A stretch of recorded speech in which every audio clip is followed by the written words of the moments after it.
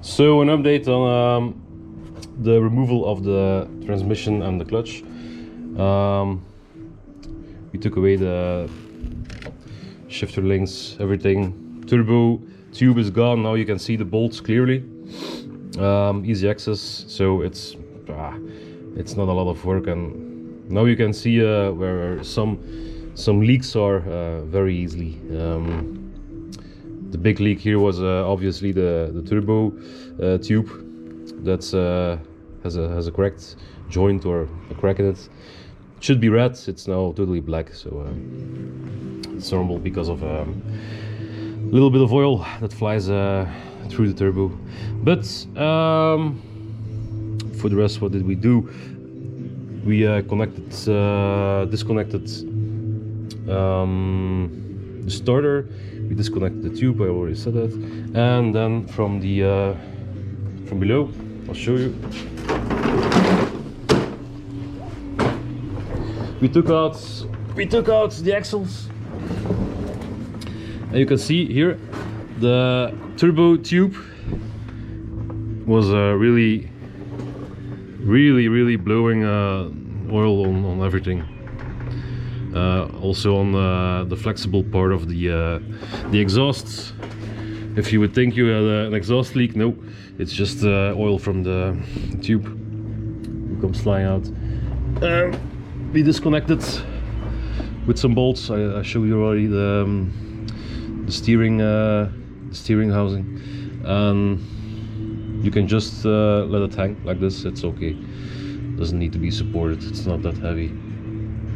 And for the rest, subframe came out fairly easily. 3 bolts on each side.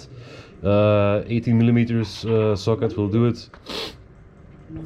You take it apart, you drop it on a transmission jack or something, but it's not that heavy. It's mostly aluminum, so it's okay. Now we have to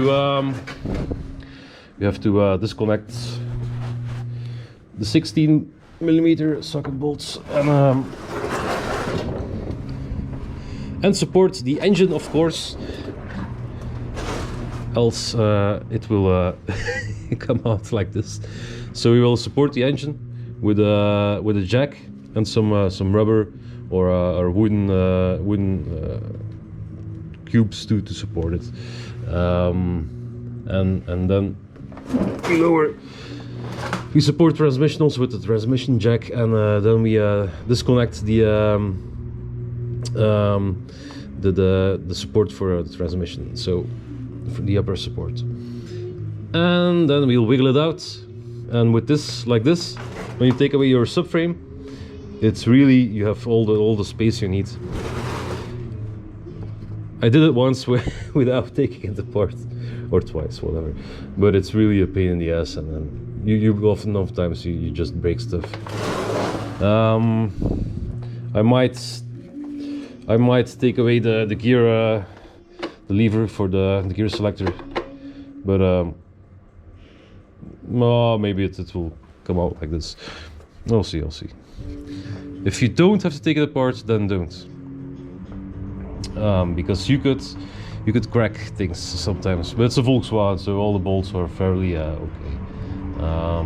And while we were here, we also noticed that over here, where the axle goes, took out the axle, and there was like not a liter, but a half a liter came out of the axle, the CV joint, and there's a little bit of play because of there was a lot of water inside, and water doesn't lubricate, so yeah, it's something to address, because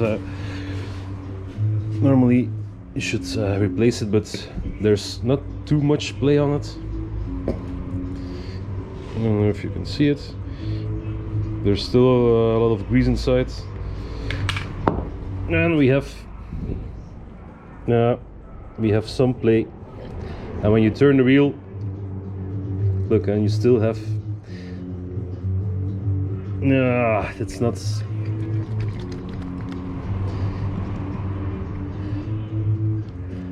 it's not really, it's not broken.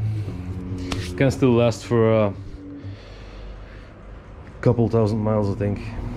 I'll check with the customer, because it's not too cheap to replace this. It's okay, but if you have to replace a piece, it's pretty expensive. Certainly the SKF types, which always order. That's the best, in my opinion. So yeah, so far so good. And we also installed the power box.